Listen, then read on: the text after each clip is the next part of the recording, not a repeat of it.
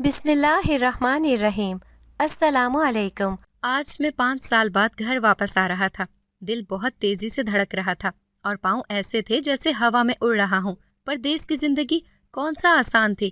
کام پہ جانا، over time کرنا، واپس آ کر کھانا بنانا اور خود ہی کپڑے دھو کر اگلے دن کے تیار کر کے رکھنا۔ بیمار ہونا تو خود ہی کوئی دوائی لے کر کھا لینی، غرض خود ہی خود کا خیال رکھنا۔ وہاں دوست یار تو بہت تھے لیکن اپنا کوئی نہ تھا۔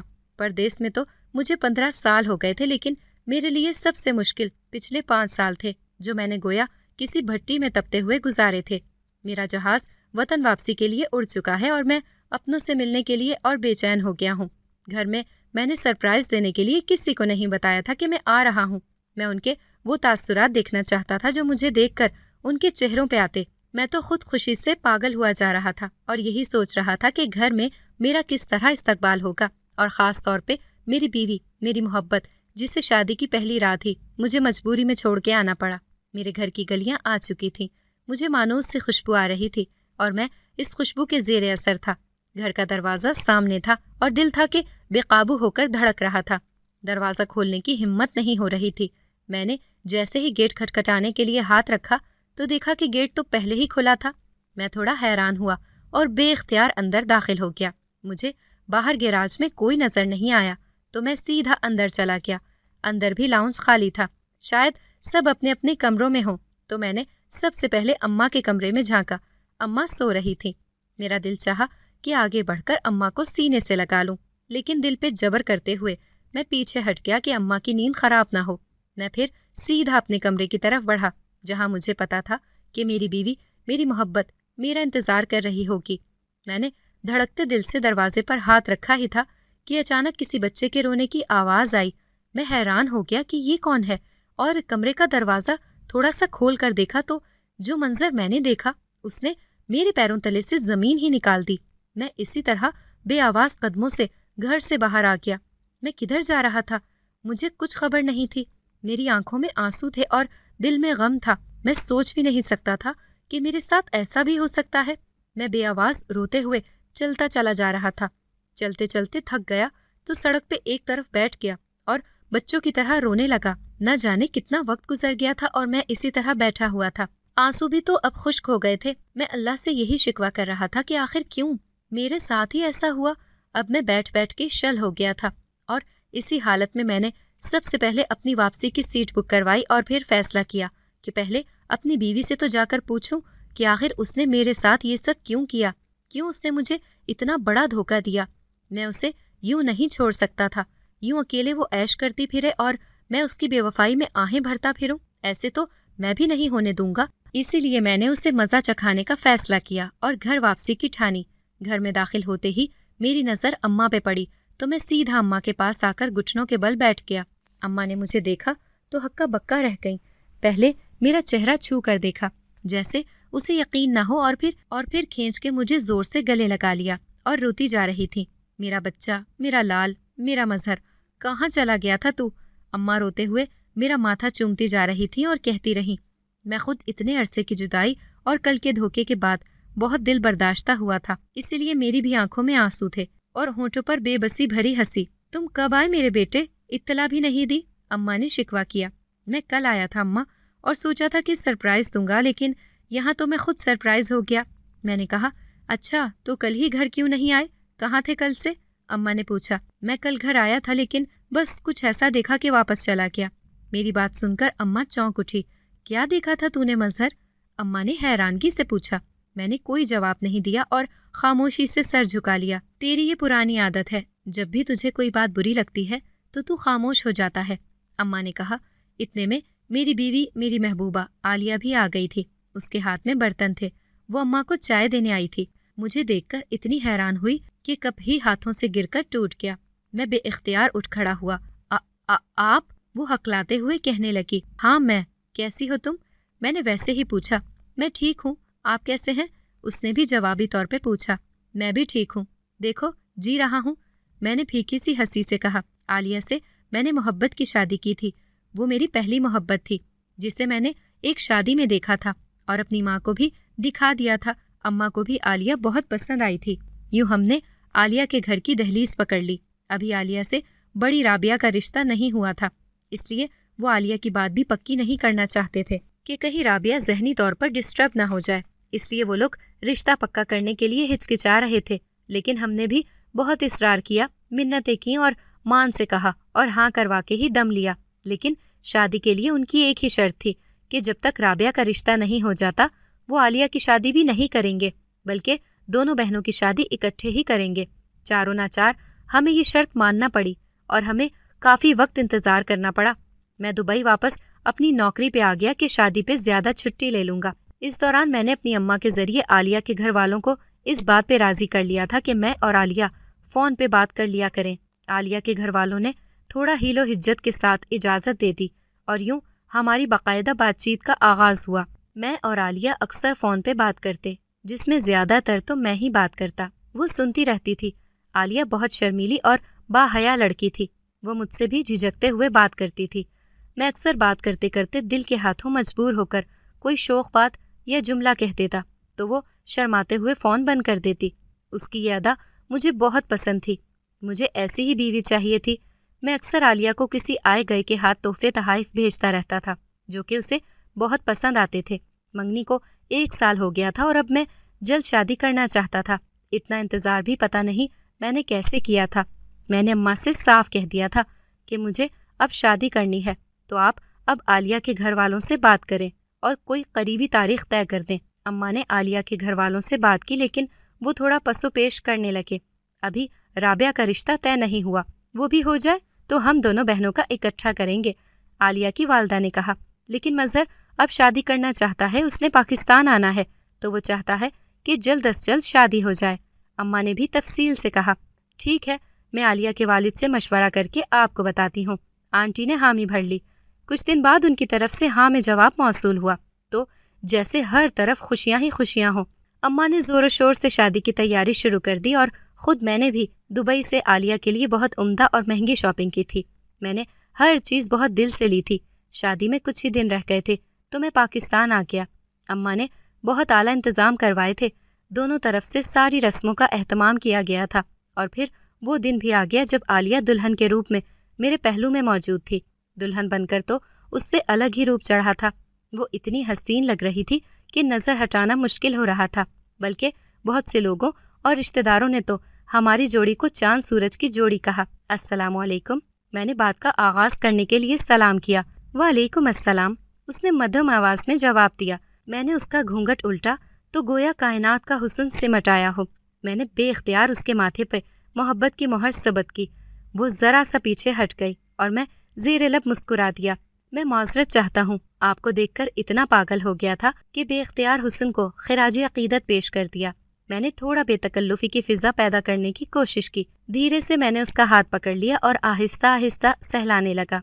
उसने पहले हाथ छुड़ाने की कोशिश की लेकिन मैंने भी पकड़े रखा कि अचानक दरवाजे पे ज़ोरदार दस्तक हुई। मैं एकदम हड़बड़ा गया। या अल्लाह, खैर हो, आलिया ने डरते हुए कहा। खैर ही होगी इंशाअल्लाह, मैंने तसल्ली देते हुए कहा और उठकर दरवाज़ा खोल दिया। भाई जल्दी नीचे चलो, आपकी कंपनी की तरफ से फ़ोन आया है और फौरी बात करवाने का कहा है। मेरे एक कज़न अली ने आकर मुझे कहा, ये कोई वक्त है ऐसा मजाक करने का? मैंने उसे डपटते हुए कहा, मजाक नहीं है मज़हर भाई, वाकई आपकी कंपनी की तरफ से फ़ोन आया है। अली ने ज़ोर देते हुए कहा। अब कि मेरा माथा ठनका कि ऐसी क्या बात हुई है जो इस वक्त फ़ोन आया है। मैं उसी तरह फ़ौरन नीचे गया और फ़ोन सुनने लगा। फ़ोन सुनकर तो मेरे होश ही उड़ गए। अब क्या करना चाहिए? मैं सर पकड़कर बैठ गया। एक तरफ मेरी नई ज़िंदगी और दूसरी तरफ मेरी अच्छी खासी नौकरी जो कि अब और भी ज़रूरी हो गई थी। अम्मा, मुझे फ़ौरी तौर पे दुबई रवाना होना है। मैंने अम्मा से कहा, खैरियत है? मज़हर पुत्र, आज तो तेरी शादी हुई है और तू अभी वापसी की बात कर रहा है? अम्मा ने परेशानी से पूछा। हाँ अम्मा, खैरियत है, बस कंपनी ने फ़ौरी तौर पर वापस बुलाया है और जाए बिना गुजारा नहीं है, अम्मा को कहा और जल्दी से कमरे में जाकर आलिया को बताया और वापसी के लिए निकल पड़ा। वो दिन और आज का दिन 5 साल किस तरह गुजरे मैं बता नहीं सकता। मज़हर पुत्र, जाके फ्रेश हो जा, फिर खाना खाते हैं, अम्मा ने कहा। मैं ठीक हूँ अम्मा, मैंने सुस्ती और बेदिली से कहा। जा पुत्र, कुछ देर आराम कर ले। आलिया पुत्र, मज़हर को कमरे में ले जाओ, अम्मा ने साथ ही आलिया से कहा। तो नाचार मुझे वहाँ से उठ के कमरे में आना पड़ा। कमरे में ہر شے ویسی ہی تھی جیسی میں نے رکھی تھی، بس ایک چیز ہی نہیں تھی جو بری طرح مجھے کھٹک رہی تھی۔ گھر میں کوئی اور کمرہ نہیں ہے، مجھے اس کمرے میں نہیں رہنا، میں نے غصے سے کہا۔ عالیہ نے میری طرف سہم کر دیکھا، شاید وہ کچھ اور توقع کر رہی تھی کہ میں اپنی بےتابیوں کے قصے سناؤں گا، لیکن یہاں تو میں نے الٹا اسے ڈانٹنا شروع کر دیا۔ خیر، میں اماں کی وجہ سے خاموشی سے لیٹ گیا۔ کچھ دیر میری آنکھ لگی کہ ایک نامانوس سے شور کی وجہ سے آنکھ کھل گئی۔ دیکھا تو عالیہ روتے ہوئے بچے کو چپ کروا رہی تھی اور اسے اٹھا کر ٹہل رہی تھی۔ 2 گھڑی کا بھی سکون نہیں ہے، میں نے اسے ڈانٹتے ہوئے کہا۔ وہ خاموشی سے باہر نکل گئی اور میں اپنے آپ میں ہی الجھتا رہ گیا۔ اب نیند تو آنی نہیں تھی، اٹھ کے فریش ہو کے باہر آ گیا۔ شام ہو گئی تھی۔ اماں کو دیکھا تو وہ اپنی تسبیح کرنے میں مصروف تھیں۔ مجھے دیکھا تو اشارے سے پاس بلا لیا۔ میں بھی خاموشی سے اماں کی گود میں سر رکھ کر لیٹ گیا۔ اماں کی تسبیح ختم ہوئی تو اماں نے میرے پھونک ماری اور بے آواز رونے لگی۔ کیا ہوا اماں، کیوں رو رہی ہو؟ میں نے کہا، پتر تو بتا یہ سب کیا ہوا تھا، کیوں تجھے جیل میں بند کیا؟ تو یہاں سے بالکل ٹھیک گیا تھا۔ اماں نے ایک ہی سانس میں اتنے سوال کر دیے۔ اماں بس کچھ غلط فہمی ہو گئی تھی، لیکن اب شکر ہے میں باعزت بری ہو گیا ہوں۔ میں نے تفصیل سے کہا، شکر ہے میرے رب کا جس نے تجھے باعزت بری کیا، لیکن ہوا کیا تھا؟ اماں نے پوچھا۔ شاید اتنے دنوں کی بے چینی تھی یا سچ جاننے کی ہوک۔ اماں، جب کمپنی کی طرف سے فون آیا تو مجھے یہی کہا گیا کہ کمپنی میں کسی نے بہت بڑا گھپلہ کیا ہے جس میں لاکھوں درہم کسی نے کھا لیے ہیں۔ مجھے بھی کمپنی نے تفتیش کے لیے فوری واپس بلوا لیا۔ میں نے بہت کہا کہ میں بے گناہ ہوں، مجھے اس بارے میں نہیں پتا اور آج ہی تو میری شادی ہوئی تھی، میں ابھی واپس نہیں آ سکتا، لیکن کمپنی نے میری ایک نہیں سنی۔ میری ٹکٹ بھی بک تھی تو مجھے نہ چاہتے ہوئے بھی واپس جانا پڑا۔ مجھے واپس پہنچتے ہی ایئرپورٹ پر ہی گرفتار کر لیا۔ میں نے بہت کہا کہ میں بے گناہ ہوں، میں نے کوئی گھپلہ نہیں کیا، لیکن میری ایک نہیں سنی۔ خود سوچو اماں، اگر میں نے فراڈ کیا ہوتا تو کیا میں واپس جاتا؟ نہیں نا، لیکن میں واپس گیا، میں خود کو بے گناہ ثابت کر سکوں۔ میں یہ بتاتے ہوئے رو پڑا۔ 5 سال میں نے جیل میں بہت تشدد برداشت کیا، لیکن امید تھی کہ میں ایک دن بے گناہ ثابت ہوں گا، اور وہی ہوا۔ اصل مجرم سامنے آ گیا تھا اور انہوں نے مجھے چھوڑ دیا، لیکن اس سب نے مجھ سے میرا سب کچھ چھین لیا۔ آج میں خالی ہاتھ ہوں۔ میں نے دل گرفتی سے کہا، ایسے نہ بول بچے، ابھی تو تیری زندگی شروع ہوئی ہے، تیری بیوی ہے، اس کے بارے میں سوچ، اس نے کتنا برداشت کیا ہے ان 5 سالوں میں۔ اماں نے عالیہ کی حمایت کی۔ عالیہ نے کیا برداشت کیا؟ آپ کیوں اس کی حمایت کر رہی ہیں؟ میں جیسے پھٹ پڑا۔ تم کیوں ایسے کہہ رہے ہو؟ اماں نے پوچھا۔ اماں، میں شادی کی پہلی رات ہی واپس چلا گیا تھا، تو پھر یہ بچہ کدھر سے آیا؟ میں نے انکشاف کیا، یہ بچہ تمہارا اور عالیہ کا ہے، یہی سچ ہے۔ اماں نے 2 ٹوک کہا۔ میں کیسے مان لوں؟ مجھے کیا پتا کس کا ہے، کس کا گناہ میرے سر پہ تھوپ رہی ہے؟ میں نے بدتمیزی سے کہا۔ مظہر فرید۔ اماں نے غصے سے میرا نام لیا، اور جب اماں ایسے کہتی تو سمجھ جاتا ہوں کہ وہ بہت غصے میں ہیں۔ میں ایک دم خاموش ہو گیا، لیکن میں نے بھی ہار نہیں مانی۔ میں عالیہ سے کلام بھی نہیں کرتا تھا، کمرہ بھی علیحدہ کر لیا، نہ ہی میں اس کے ہاتھ سے کوئی چیز لیتا، بلکہ میں تو آج کل میں وکیل سے مل کے طلاق کے بارے میں مشورہ کرنے لگا تھا۔ عالیہ سارا دن گھر کے کام کاج میں لگی رہتی یا پھر اپنے بچے کو سنبھالتی رہتی۔ وہ میری طرف خاموش نظروں سے دیکھتی رہتی جیسے شکوہ کر رہی ہو، لیکن کچھ کہتی نہیں تھی۔ مجھے اس کی نظروں سے الجھن ہوتی تھی، لیکن میں پھر بھی اس سے کلام نہیں کرتا تھا۔ اماں سب کچھ دیکھ رہی تھیں، برداشت کر رہی تھی، لیکن خاموش تھیں۔ اماں بھی اس دن سے مجھ سے بات نہیں کر رہی تھیں۔ اپنے بیٹے کو چھوڑ کر وہ ایک پرائی لڑکی کے ساتھ لگی رہتی، میری ماں ہو کے اس سے ہنس ہنس کے باتیں کرتی۔ اس دن تو حد ہی ہو گئی۔ میں اپنے کمرے سے نکلا تو دائیں طرف سے عالیہ آ رہی تھی، مجھے پتہ نہیں چلا اور وہ مجھ سے ٹکرا گئی۔ اس کے ہاتھ میں سبزی تھی، سب کچھ نیچے گر گیا۔ میں نے آؤ دیکھا نہ تاؤ، ایک تھپڑ اس کے نازک سے گال پر کھینچ کر دے مارا اور چلانے لگا، نظر نہیں آتا تمہیں؟ اندھی ہو گئی ہو؟ اپنے ہی گھر میں مجھے سکون نہیں ہے۔ نہ جانے کون سی منحوس گھڑی تھی جب میں نے تم سے شادی کا فیصلہ کیا تھا۔ عالیہ جیسے صدمے میں خاموش بہتے آنسوؤں کے ساتھ مجھے دیکھتی جا رہی تھی۔ اماں نے جب یہ سب دیکھا تو فوراً آگے بڑھ کر میرے منہ پہ ایک تھپڑ مار دیا۔ میں تو حیران رہ گیا، اماں نے آج تک کبھی مجھے پھولوں کی چھڑی سے بھی نہیں چھوا، تو آج عالیہ کی وجہ سے مجھے تھپڑ دے مارا۔ اندھی وہ نہیں، اندھے تم ہو گئے ہو جو تمہیں کچھ بھی نظر نہیں آتا۔ تمہیں یہ تو پتا ہے کہ تم نے 5 سال کیسے گزارے، کتنے کرب میں گزارے، کتنی مشکل جھیلی، لیکن یہ نہیں پتا کہ وہ 5 سال ہم نے کیسے گزارے، ہم کس طرح لمحہ بلمحہ جیتے مرتے رہے۔ اماں کو تو جیسے شدید غصہ آ گیا ہو، اور واقعی میں نے تو ایک بار بھی یہ نہیں سوچا کہ اماں اور عالیہ کا وقت کیسے گزرا۔ تم جاننا چاہتے ہو نا، یہ بچہ کس کا ہے؟ کس کے گناہ کا پھل ہے؟ اماں نے جیسے کوئی فیصلہ کرتے ہوئے کہا اور میری تو زبان ہی بند ہو گئی تھی۔ اماں، عالیہ نے باریک سی آواز میں اماں کو منع کرنا چاہا۔ تو چپ کر عالیہ پتر، آج مجھے اس سے بات کرنے دے۔ اب تک میں تیری دی ہوئی قسم کی وجہ سے چپ تھی، لیکن آج تو مجھے روکنا نہیں۔ اماں نے جیسے سچ بتانے کا فیصلہ کر لیا۔ یہ بچہ تیرا ہے مظہر، صرف تیرا اور نازیہ کا۔ عالیہ نے بس اسے ماں بن کے پالا ہے۔ اماں نے انکشاف کیا۔ نازیہ؟ کون نازیہ؟ مجھے بالکل یاد نہیں تھا کہ نازیہ کون ہے۔ ہاں، نازیہ، وہی لڑکی جو میں نے تیری شادی کے دنوں پہ گھر پہ کام کے لیے رکھی تھی۔ اماں کی بات پہ مجھے سب کچھ یاد آ گیا۔ یہ ان دنوں کی بات ہے جب میں دبئی سے نیا واپس آیا تھا۔ شادی میں کچھ ہی دن رہ گئے تھے۔ میں عالیہ کے ساتھ اکثر بات کرتا رہتا تھا اور ہم ایک دوسرے کو اپنی تصویریں بھی بھیجتے رہتے تھے۔ اس دن بھی میں کمرے میں بیٹھا لیپ ٹاپ پہ عالیہ کی تصویریں دیکھ رہا تھا۔ مجھ سے یہ دن گزارے نہیں جا رہے تھے۔ میرے جذبات اور احساسات بوجھل ہو رہے تھے کہ کمرے کا دروازہ نوک ہوا۔ آ جاؤ، میں نے اجازت دیتے ہوئے کہا۔ اماں نے صفائی کے لیے کام والی کو بھیجا تھا۔ صاحب، بی بی نے صفائی کے لیے بھیجا ہے، کام والی نے کہا۔ ہاں، کر لو صفائی، میں نے کہا اور دوبارہ عالیہ کی تصویریں دیکھنے لگ گیا۔ کام والی صفائی کرنے لگ گئی۔ مجھے تو اس کا نام بھی معلوم نہیں تھا، وہ بھی آج اماں سے پتہ چلا۔ نازیہ میرے پاس جھاڑو لگا رہی تھی کہ اچانک کہتی، صاحب پاؤں اوپر کر لو۔ میں نے پاؤں اوپر رکھتے ہوئے اس کی طرف دیکھا تو اس نے مسکرا کے میری طرف دیکھا۔ مجھے لگا کہ عالیہ سامنے بیٹھی مسکرا رہی ہے۔ میں نے کندھوں سے پکڑ کر اسے اٹھا لیا اور بوجھل ہوتے ہوئے جذبات سے میں کب بہک گیا مجھے کچھ پتہ نہیں چلا۔ وہ مجھے منع کرتی رہی، روکتی رہی، واسطے دیتی رہی، لیکن میرے سر پہ تو جیسے کوئی جنون سوار تھا۔ میں نے اس کی ایک نہیں سنی۔ میں نے وہی کیا جو میرے سر پہ سوار تھا، اور جب یہ جنون اترا تو اس نے مجھے خود سے بھی نظریں ملانے کے قابل نہیں چھوڑا۔ نازیہ بھی میری طرف ملامتی نظروں سے دیکھ رہی تھی، رو رہی تھی۔ میں نے اس کی منتیں کی اور اسے تھوڑا ڈرایا دھمکایا کہ وہ کسی کو کچھ نہ بتائے، کیونکہ مجھے ڈر تھا کہ کہیں نازیہ کسی کو بتا نہ دے اور میرے سسرال میں یا عالیہ کو نہ پتہ لگ جائے، ورنہ میری شادی بھی ٹوٹ سکتی تھی۔ لیکن وہ اس کے بعد نظر نہیں آئی اور 2-4 دن بعد میں بھی شادی کے ہنگاموں میں بھول گیا۔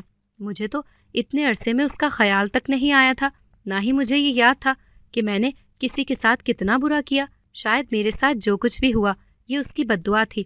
تیرے جانے کے 4 ماہ بعد نازیہ کی ماں آئی اور اس نے ہمیں سب کچھ بتایا، لیکن ہم نے اس کی کسی بات کا یقین نہیں کیا۔ مجھے اپنی تربیت پہ بھروسہ تھا اور عالیہ کو اپنی محبت پہ۔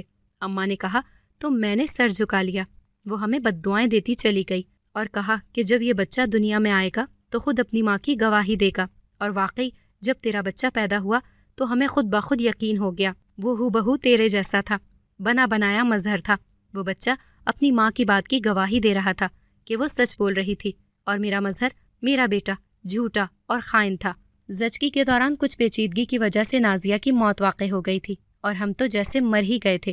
نازیہ کے ماں باپ غریب تھے، پتہ نہیں انہوں نے کیا کیا برداشت کیا اور کس طرح لوگوں کی زبانیں بند کی، ہم نہیں جانتے، لیکن ہم دونوں نے یہ فیصلہ کیا کہ بچے کو گھر لے آتے ہیں، کیونکہ نازیہ کی ماں کس طرح اس بچے کو اکیلے پالے گی۔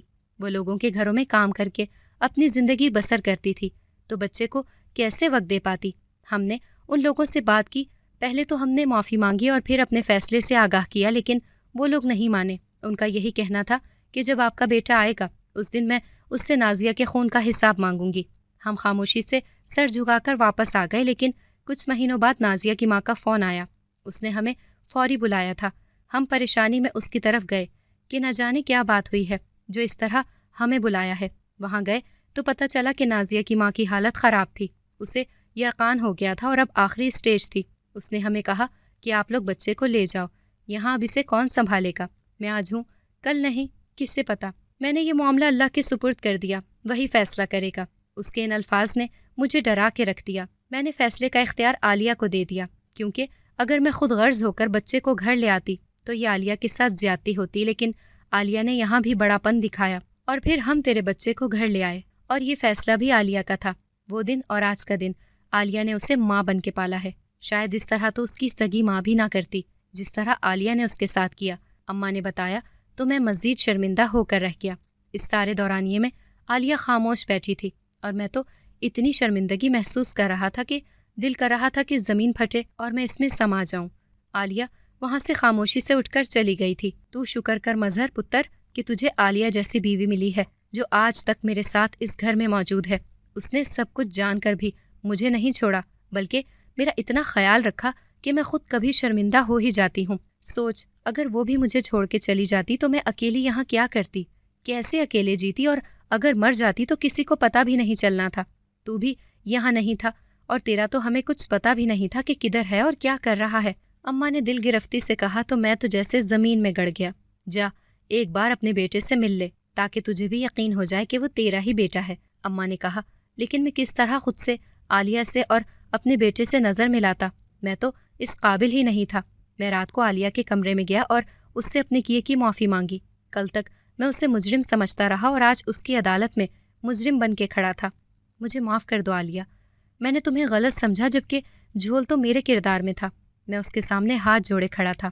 میں تمہارا مجرم ہوں، میں تمہیں اکیلا چھوڑ کے چلا گیا، میں نے تمہاری محبت میں خیانت کی۔ میں تو اس قابل ہی نہیں کہ تمہارے ساتھ کھڑا ہو سکوں، لیکن جس طرح تم نے اتنے برس میرا گھر، میری ماں اور میرے بچے کو سنبھالا، مجھے امید ہے اسی طرح تم اپنی محبت سے مجھے بھی معاف کر دو گی۔ میں نے عالیہ سے معافی مانگتے ہوئے کہا، آپ آج بھی اتنے ہی خود غرض ہیں جتنے پہلے تھے۔ عالیہ نے کہا، بھی تو کیا، میں تو جیسے زمین میں گڑ گیا۔